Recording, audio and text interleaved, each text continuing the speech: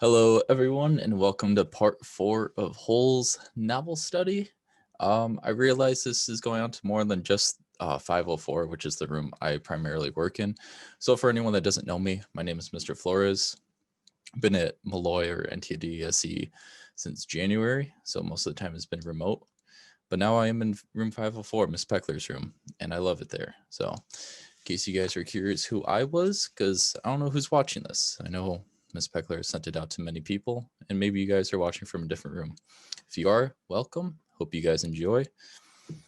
So today we are reading chapters 13, 14, 15, and 16 up to 17. So about 18 or so pages, I think. Just another 15 just to keep it going.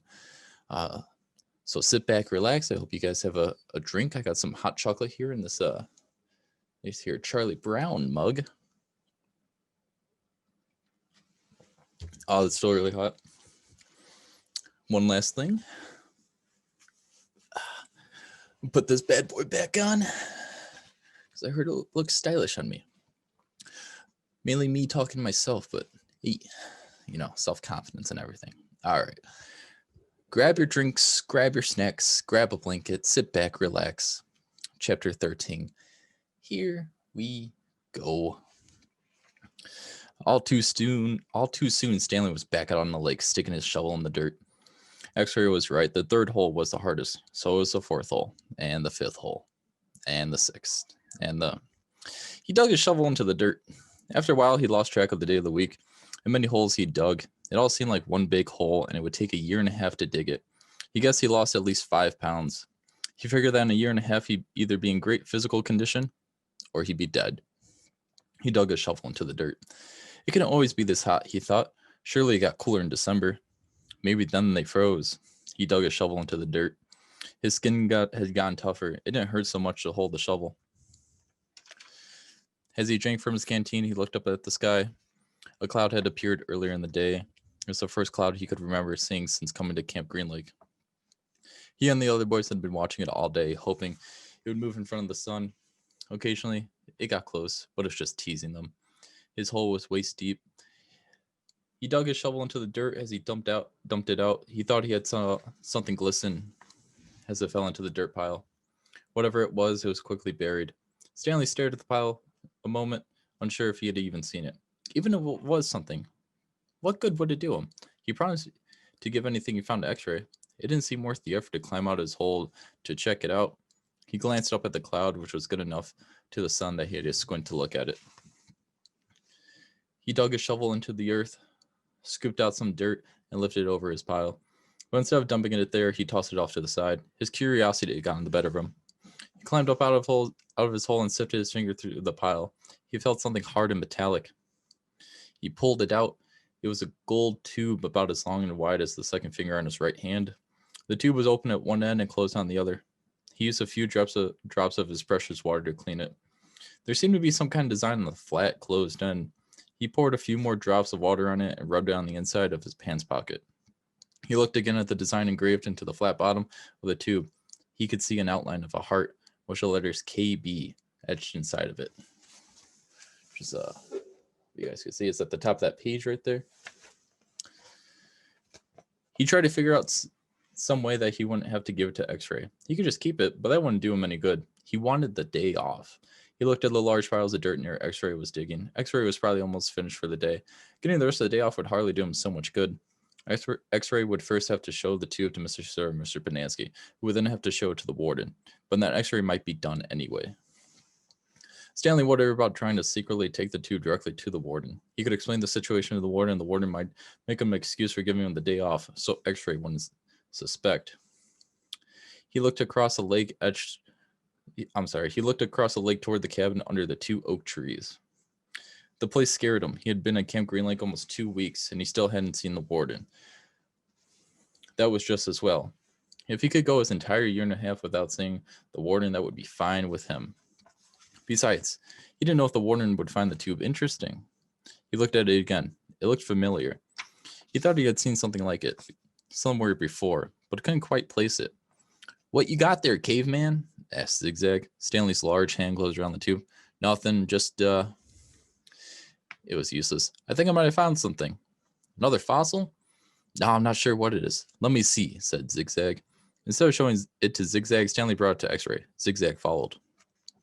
X-Ray looked at the tube and then rubbed his dirty glasses on his dirty shirt and looked at the tube again.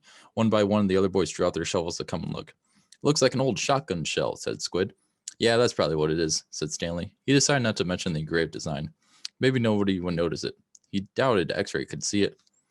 No, it's too long and thin to be a shotgun shell, said Magnet. It's probably just a piece of junk, said Stanley. Well, I'll show it to Mom, said X-Ray. See what he thinks. Who knows, maybe I'll get the day off. Your hole's almost finished, said Stanley. Yeah, so? Stanley raised and lowered his shoulder. So why don't you wait till tomorrow to show it to Mom, he suggested. You could pretend you found it first thing in the morning. Then you could get the whole day off instead of just an hour or so this afternoon. X-Ray smiled. Good thinking, caveman. He dropped the tube in his large pocket on the right leg of his dirty orange pants. Stanley returned to his hole. When the water truck came, Stanley started to take his place at the end of the line, but X-Ray told him to get behind Magnet, in front of Zero. Stanley moved up one place in line. End of chapter 13. I'm going to get a nice sip of this cocoa. It's still really hot. Oh, all right. Here we go. Chapter 14. That night, as Stanley lay on his scratchy and smelly cot, he tried to figure out what he could have done differently, but there's nothing else he could do. For once in his unlucky life, he was right in the right place at the right time, but it still didn't help him. You got it? He asked X-Ray the next morning at breakfast. X-Ray looked at him with half-open eyes behind his dirty glasses. I don't know what you're talking about, he grumbled. You know, said Stanley. No, I don't know, X-Ray snapped. So just leave me alone, okay? I don't want to talk to you.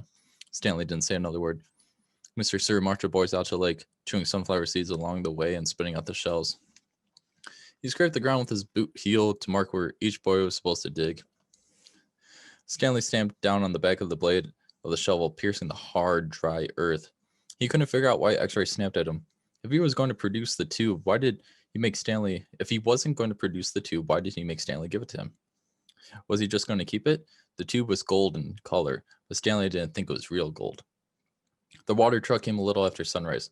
Stanley finished his last shot of water and stepped out of his hole. At this time of the day, Stanley sometimes could see some distant hills or mountains on the other side of the lake. They were only visible for a short while and would soon disappear behind the haze of heat and dirt. The truck stopped and the dust cloud drifted past it. X-Ray took his place at the front of the line. Mr. Pendanski filled his canteen. Thanks, Mom, X-Ray said. He didn't mention the tube. Mr. Pendanski filled all the canteens, then climbed in the back of the pickup. He told to bring water to Group E. Stanley could see them digging about 200 yards away. Mr. Pendanski, X-Ray shouted from his hole. Wait, Mr. Pendanski, I think I found something. The boys all followed Mr. Pendanski as he walked over to X-Ray's hole. Stanley could see the gold tube sticking out some dirt on the end of the X-Ray shovel. Mr. Pendanski examined it and took a long look at its flat bottom. I think the warden's going to like this. Does X-Ray get the day off? Asked Squid. Just keep digging until someone says otherwise, Mr. Pendanski said. Then he smiled. But if I were you, Rex, I wouldn't dig too hard. Stanley watched a cloud of dust move across the lake to the cabin beneath the trees. The boys in Group E were just going to have to wait. It didn't take long for the pickup to return. Mr. Pendanski stepped out of the cab. A tall woman with red hair stepped out of the passenger side. She looked even taller than she was, since Stanley was down in the hole. She wore a black cowboy hat and black cowboy boots, which were studded with turquoise stones. The sleeves on her shirt were rolled up, and her arms were covered with freckles, as was her face. She walked right up to her X-Ray. This where you found it? Yes, ma'am. Your good work will be rewarded. She turned to Mr. Pendanski. Drive X-Ray back to camp. Let him take a double shower and give him some clean clothes. But first I want you to fill everyone's canteen. I just filled them a little while ago, said Mr. Pendanski. Warden stared at him hard. Excuse me, she said. Her voice was soft. I just filled them when Rex... Excuse me, the warden said again. Did I ask you when you last filled them? No, it's just... Excuse me. Mr. Pendanski stopped talking. The warden wiggled her finger for him to come near. It's hot and it's only going to get hotter. Now, these fine boys have been working hard. Don't you think that it might be possible that they might have taken a drink since you last filled their canteens? Mr. Pendanski said nothing. The warden turned to Stanley. Caveman, will you come here, please? Stanley was surprised she knew his name. He had never seen her until she stepped out of the truck. He didn't even know the warden was a woman. He nervously went toward her. Mr. Pendanski and I have been having a discussion. Have you taken a drink since Mr. Pendanski last filled your canteen? Stanley didn't want to cause any trouble for Mr. Padansky. I still got plenty left, he said. Excuse me? He stopped. Yeah, I drank some. Thank you. May I see your canteen, please? Stanley handed it to her. Her fingernails were painted dark red. She gently shook the canteen, letting the water swish inside the plastic container. Do you hear empty spaces? She asked. Yes, said Mr. Padansky. Then fill it, she said. And the next time I tell you to do something, I expect you to do it without questioning my authority. If that's too much trouble for you to fill a canteen, I'll give you a shovel. You can dig the hole and the caveman can fill your canteen. She turned back to Stanley. I don't think that would be too much trouble for you, would it? No, said Stanley. So what will it be? She asked Mr. Padansky. Do you want to fill the canteen or do you want to dig? I'll fill the canteen, said Mr. Padansky. Thank you. It's the end of chapter 14 on 15. It was finally cooled down a little so it doesn't hurt my mouth when I drink it. Chapter 15. Mr. Padansky filled the canteens. The warden got a pitchfork out of the back of the pickup. She poked it through X-Ray's dirt pile to see if anything else might have been buried in there as well. After you drop off X-Ray, I want you to bring back 3 wheelbarrows, she said. X-Ray got in the pickup. As the truck pulled away, he leaned out the wide window and waved. Zero, said the warden. I want you to take over X-Ray's hole. She seemed to know that Zero was the fastest digger. Armpit and Squid, you will be digging where you have been, she said. But you're each going to have a helper. Zigzag, you help Armpit. Magnet will help Squid. And Caveman, you'll work with Zero. We're going to dig the dirt twice. Zero will dig it out of the hole, and Caveman will carefully shovel it into the wheelbarrow. Zigzag will do the same for Armpit and the same with Magnet and Squid. We don't want to miss anything. If either of you found something, you'll both get the rest of the day off and a double shower. When the wheelbarrows are full, you are to dump them away from this area. We don't want any dirt piles to get in the way. The warden remained at the site for the remainder of the day, along with Mr. Padansky and Mr. Sir, who showed up after a while. Occasionally, Mr. Sir would leave to take water to the other groups of campers, but otherwise he and the water trucks stayed parked there. The warden saw to it that nobody in Group D was ever thirsty. Stanley did as he was told. He carefully looked through all the dirt dug up by Zero as he shoveled into a wheelbarrow, though he knew he wouldn't find anything. It was easier than digging his own hole. When the wheelbarrow was full, he took it a good distance away before dumping it. The warden couldn't keep still. She kept walking around, looking over the boys' shoulders and sticking her pitchfork through the dirt piles. You're doing fine, just fine, she told Stanley. After a while, she told the boys to switch places so that Stanley, Zigzag, and Magnet dug in the holes, and Zero, Armpit, and Squid shoveled the excavated dirt into the wheelbarrows. After lunch, Zero took over the digging again, and Stanley returned to the wheelbarrow. There's no hurry, the warden said several times. The main thing is to not miss anything. The boys dug until each hole was over 6 feet deep and wide. Still, it was easier for 2 boys to dig a 6-foot hole than it was for 1 boy to dig a 5-foot hole. All right, that's enough for today, the warden said. I've waited this long. I can wait another day. Mr. Sir drove her back to the cabin.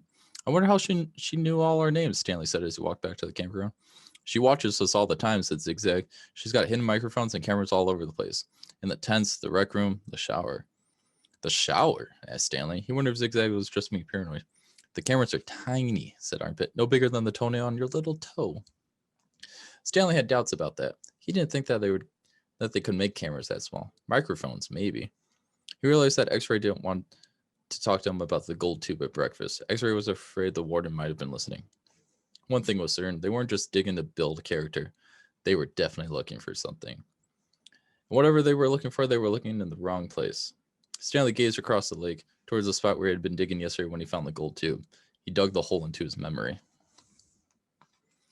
End of chapter 15 on to 16.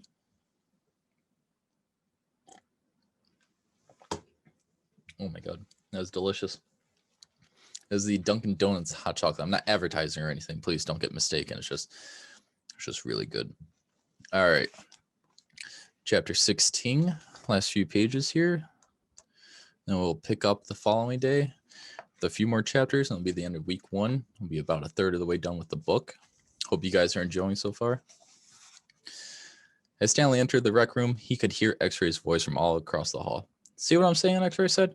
Am I right or am I right? The other bodies in the room were loaded more than bags of flesh and bones dumped across broken chairs and couches. X-Ray was full of life, laughing and waving his arms around as he talked. Yo, Caveman, my man, he called out. Stanley made his way across the room. Hey, slide on over, Squid, said X-Ray. Make room for the caveman.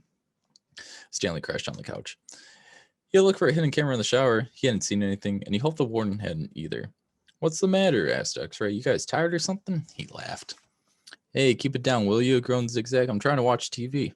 Stanley glanced uncertainly at Zigzag, who was staring very intently at the busted television screen.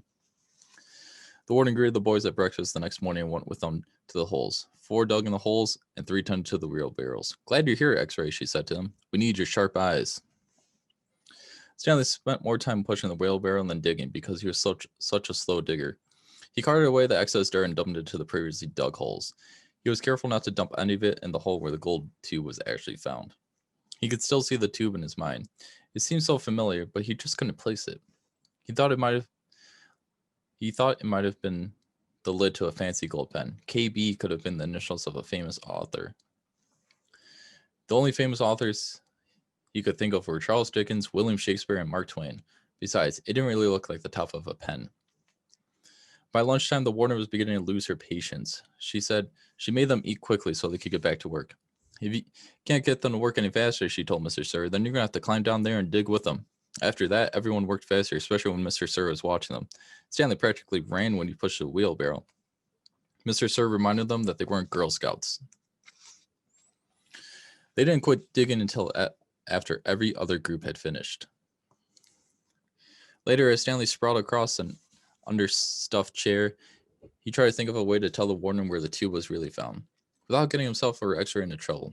It didn't seem possible. He even thought about sneaking out at night and digging in that hole by himself, but the last thing he wanted to do after digging all day was to dig at night, too. Besides, the shovels were locked up at night, presumably so that they couldn't be used as weapons. Mr. Bodansky entered the rec room. Stanley, he called as he made his way to him. His name's Caveman, said X-Ray. Stanley, said Mr. Bodansky. My name's Caveman, said Stanley. Well, I have a letter here for someone named Stanley Yelnats, said Mr. Bodansky. He turned over an envelope in his hands. It doesn't say Caveman anywhere. Thanks, Stanley said, taking it. It was from his mother. Who's it from? Squid asked. Your mother? Stanley put it in the big pocket of his pants. Are you going to read it to us? Asked Armpit. Give him some space, said X-Ray. If Caveman doesn't want to read to us, he doesn't have to. It's probably from his girlfriend. Stanley smiled. He read the letter after the other boys had gone to dinner. The letter read, Dear Stanley, it was wonderful to hear from you. Your letter made me feel like one of the other moms who can afford to send their kids to summer camp. I know it's not the same, but I am very proud of you for trying to make the best out of a bad situation. Who knows, maybe something good will come of this. Your father thinks he is real close to a breakthrough on his sneaker project. I hope so. The landlord is threatening to evict us because of the odor. I feel sorry for the little old lady who lived in a shoe. It must have smelled awful. Love from the both of us. What's so funny? Zero asked. It startled him. He thought Zero had gone to the dinner with the other letters. Nothing, just something my mom wrote. What'd she say? Zero asked. Nothing. Oh, sorry, said Zero. Well, see, my dad was trying to invent a way to recycle old sneakers, so the apartment kind of smells bad, because he was always cooking these old sneakers. So anyway, in the letter, my mom said that she felt later for the little old lady who lived in a shoe. You know, because it must have smelled bad in there. Zero stared blankly at him. You know, the nursery rhyme? Zero said nothing. You've heard the nursery rhyme about the little old lady who lived in a shoe. No. Stanley was amazed. How does it go? Asked Zero. Didn't you ever watch Sesame Street? Zero asked. Zero stared blankly. Stanley headed on to dinner. He would have felt pretty silly reciting nursery rhymes at Camp Green Lake. Alrighty. That's the end of chapter 16. As proof, that is chapter 17. Here we go. Following day, we'll probably read up to 21 or something. I will figure it out. You guys don't have to worry about that. Although I hope you guys did enjoy. If you have any suggestions for a background or anything, please let me know. If you have any suggestions about anything about this, please let me know. I do want to keep the head on, so unless you want me to change that. I do have another one somewhere. I think I'll wear it next week. But that's it for part 4. Hope you guys enjoyed, and I'll see you guys at the next one. Thank you.